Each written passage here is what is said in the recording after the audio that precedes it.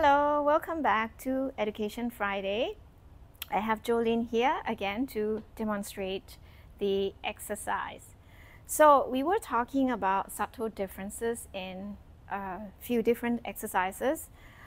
Today we are going to highlight an exercise called spine stretch forward from Start Pilates Essential Mat Pilates Repertoire. So Jolene is sitting with her legs long and then her pelvis vertical and spine neutral. A very good way to check whether she's upright and neutral is I have a pole here, and the pole should be vertical. Her pelvis is neutral, meaning she's sitting on top of her sit bones, sacrum touching the pole between the shoulder blades and back of her head. From here, she's going to take a deep breath in, lengthen tall, exhale, articulate the spine to flexion from head to tail. So she's peeling her spine off the pole, one vertebra at a time. So here, she's going a little bit too far forward. You want sacrum still touching the pole here. So you can see here that the hip flexion hasn't changed. The angle of the hip flexion remains the same. The hip start position is already in flexion, and you're not going into even more flexion. The focus here is the articulation of the spine from neutral into flexion.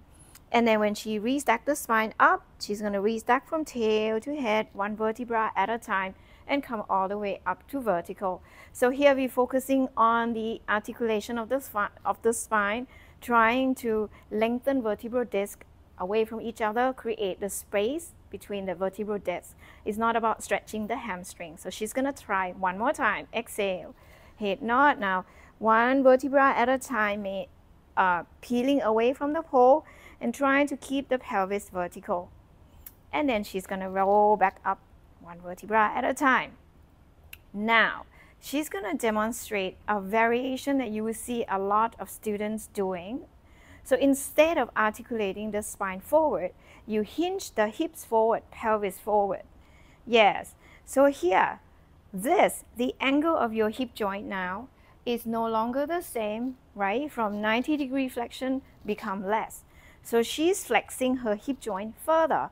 So in this exercise, you probably will feel hamstring lengthening, or you feel like you're stretching the hamstring, and then she hinge back up. She try again and hinge forward. So you will see a lot of students will do this instead. Okay, this is the focus of the exercise is very different. It doesn't mean that it's wrong that you cannot do it, but you need to understand that what you are focusing on when you teach your client. So if you're doing this version, you are not articulating the spine, you are not mobilizing the spine, you are trying to lengthen the posterior chain of the hip joint and then come all the way up.